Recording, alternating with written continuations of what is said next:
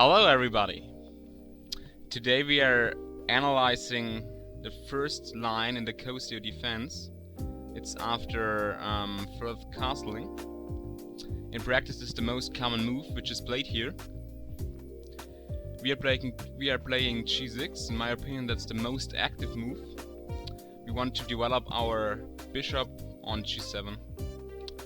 White plays c3, white is looking for a center, white wants to gain space. We are playing bishop g7. It's a very strong square, a very active square for the bishop because it controls the important key square d4 in this opening. White is instantly looking for the center, playing d4. We take, white takes back. This is the main variation. White takes back with the pawn. But first of all we have to look at knight takes d4. Knight takes d4 is a sideline here, but the sideline is not so strong. I would say nobody has to be afraid of this. We are taking the knight on d4. Pawn has to take, and now we can play c6. We are winning a tempo. We are attacking the bishop on b5. Bishop moves back to a4. And now we can play d5. After bishop c4, d5 again. It's a very strong move here. Just going in the center, developing our bishop on c8 with the move d5. It's a very logical move. For instance, here white can play e5. Then we can play castling.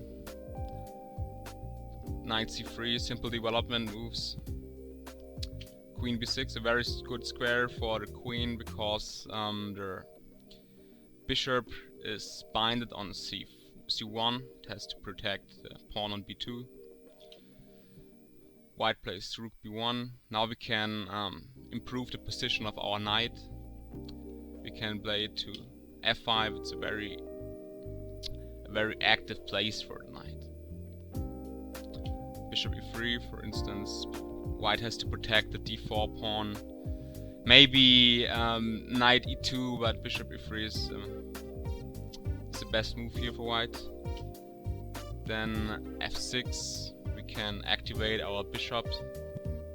On g7, we can burst the center. Takes, bishop takes, knight e2, and for instance here, bishop, knight takes e3. Takes e3, bishop f5, and I think black is fine here. Black has the bishop pair, very active bishops, and white has some weakness, a weakness on e3. Black can play a good game here, so we can go back to our main line. Pawn takes d4. This is a very important line. This is Here it's very important for black that black plays instantly d5, because if black misses d5, white has the option to play d5 by himself, and then there are pieces of white getting very active, the pawns are rolling, and it's not so pleasant for black. So d5 is the strongest move here.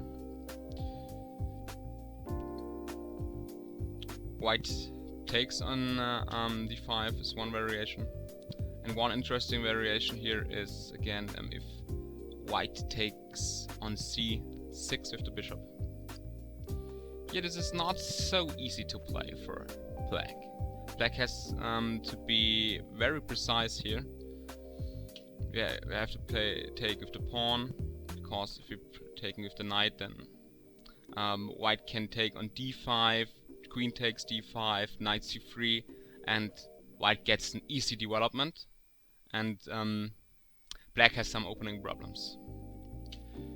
Pawn takes, e5, castling, h3. First of all, it looks like that black's structure on the queen side is not so pleasant. Double pawns in the c file, easy to attack for some rooks, and yeah. So But on the other hand, black has a bishop pair, very strong bishop pair, and here we can play a pawn sacrifice with c5. White has to take, and we play d4. And here we can see our bishop pair is getting very active. We can play sooner or later bishop e6 and something like that, or bishop takes e5, and very strong pawns. Good b file for the rook. Let me show you some concrete moves. Take knight f3, queen takes, queen exchange, bishop g7, back to g7 because it's attacked, knight c3, and rook b8. And I think the compensation for black without queens here is very good. Very strong pieces. Here we can see a strong diagonal, strong rook. With their pieces, a lot of potential here to attack the queen side. And you can say maybe it's a bit like the Volga Banker gambit here, and black gains very active play on the queen side. Okay, we are going back to d5 and pawn takes d5. Here we have to take with the knight on d5. Then rook e1 check is the most logical move. And white improves the position of the rook, is checking, and it's an easy logical move. Bishop e6. We are defending and we are developing our bishop. And now there are coming a lot of sidelines which we have to analyze. And the strongest move here is bishop g5. This is the main line, and but we have to analyze moves like knight c3, knight g5, or knight e5. I will analyze these ones. Okay, knight c3. After knight c3 we can improve our king safety. We can castle. Then maybe h3 to avoid moves like bishop to g4, rook e8. And this is a key move here. Queen to d6. Queen to d6. d6 is a very strong square for the queen. The queen is very central there, and the queen can go to b4 and can make some trouble on the queen side. It controls a lot of squares. It is a very important square for the queen in this line, the Cozio defense. Queen d2, for instance, bishop f5. Bishop's position is very active on f5, and the position is fine, and black is fine. For instance, rook ac1, a6, takes, b5, bishop b5, knight takes, c3, takes c3, knight a5, bishop d1, and c4. This is just an idea how to improve this position here, but after bishop f5, black has no problems here. The development is finished of black, and all the pieces are well placed. White has an isolated pawn which can be attacked in the future. The knight on d5 is very centralized, and I think it is easier for black here to play this position. This is the position after knight c3 here. 10th move, knight c3. I will upload some PGN files that you can rehearse the stuff I showed you here. Then you can look at it at home and analyze it in a deeper way. Okay, knight to g5. Knight to g5. White is directly attacking their bishop on e6 in combination with the rook on e1. It looks like white is getting an advantage here, but this causes a lot of tempi. If white takes here on e6, then black has the opportunity to take back with the pawn. The f-file is open now. It's very important. White cannot take directly on e6 because of knight to d4.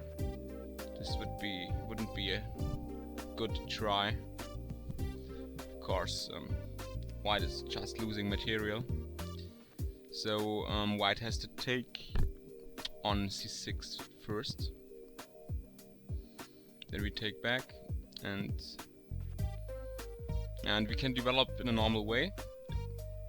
If white isn't taking on e6 like this, takes here, knight f3, bishop g7, and black is fine here. The knight on d5 is very strong. The f file delivers tactical opportunities for black, and it's just a good position for black, I think. Equal or slightly better for black. If this is wrong, if white takes on e6, black can play very active here. Black can play queen to h4, and now a lot of pawns are attacked, and it gets very tactically, and I can ensure that black is better here. Strong. Nearly every piece is from black is strong. It's just for one pawn. The queen is very active, the rook is very active, the bishop is very active, the knight on d5 is a masterpiece here. It's a very good position. Okay, the next move we have to analyze is knight to... I have another one. And bishop takes c6. Bishop takes c6 here. It's important as well. Here you have to take with the pawn back, and now bishop g5. And here black has the important opportunity to play not queen to d6. Here black can play queen to b8, which is much stronger because the b2 pawn is unprotected, and the queen can use the whole b line, and this is very strong for black here. For instance, queen d2, then you can play h6. We haven't castled yet, so we can play h6. We can push back the bishop h4. We can castle now, knight to e5, and we can play c5, and it's just a fine position.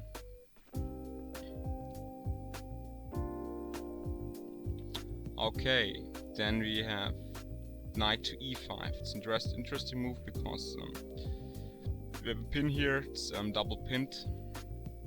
It's pinned by the bishop, by the white bishop, and it looks like that black is losing material here, but we can simply sacrifice some material for good compensation in this line. So we just castle. Then if white takes here, take, we can play queen to d6. Queen to d6 is an important square because most active square for the queen, and knight is attacked. Knight has to move back to e5, and now we can play c5. c5. We're attacking the root of this knight. Here's the root of the knight, this knight, and yeah. And their position will be simplified very soon, and we are getting back our material. And we have strong play due to our bishop pair here. We have open lines for the rooks, for instance here, and yeah, this position it's fine for black. Black has no problems here. Okay, so we have analyzed all the important sidelines. Now we can get back to the main line. The main line is bishop g5. This is the most critical move here, and we will answer it with queen to d6. It's a key move. Queen to d6. d6 is just a good square for the queen. So normal moves here are normal idea of white is to play knight bd2 with the idea to attack the queen via knight to e4 or knight to c4. So we are just castling. We improve our king's safety and we activate our rooks. Now the rooks are ready to strike. Okay, first of all I will analyze knight to c4. Here I can show you another advantage of this queen d6 move. The queen has the opportunity to go to b4, and on b4 it's a very active square for the queen, because the queen is attacking everything, and here white has to make a decision. The strongest move for white here is to simplify the position, to exchange material, taking on c6, we take on c6 back, then queen to c1. It's a very strong move of from white, because first the knight is protected here by the queen, then the pawn is on b2 is protected. That's prophylaxis in chess. And again, maybe white is preparing moves like bishop h6. So we play rook f2 e8, bishop d2 for instance, queen b5, a4, queen a6, knight c e5, and knight e7. Now we can see that the position is roundabout equal. It is a very complicated position. White has maybe structural advantages, and we have the weakness on the c file. We have the double pawns here, but on the other sides we have a bishop pair in this position, and white has an isolated pawn. And black has very good squares for the knights, like knight to f5, imposing some pressure on the pawn here. On d4, we can raise the pressure. It's roundabout equal, and everything is protected in black's position. I think it's a good position to improve your chess. It's very bad. It's an equal position with an imbalanced character. Every party has different ideas. For instance, black has to look after. Have to be concerned a bit of bishop h6 or something like that. These moves are in the position, but on the other hand, black can play knight to f5. Rook d8, playing on this pawn on d4. It's very interesting, very dynamic positions here. Okay, another move here is knight to e4. We had analyzed knight to c4, now we analyze knight to e4. Knight to e4, here we can play again queen b4. This is a key move in this variation as well. Queen b4, black, white is forced to make a decision. White has to exchange the bishop for the knight, so we can maintain a bishop pair. Not that move, that's the wrong one. Okay, bishop takes c6, pawn takes, queen c1 again, strong move. Rook fe8, b3. Now there comes a move which I analyzed and which is recommended by Grandmaster Alexei Drev.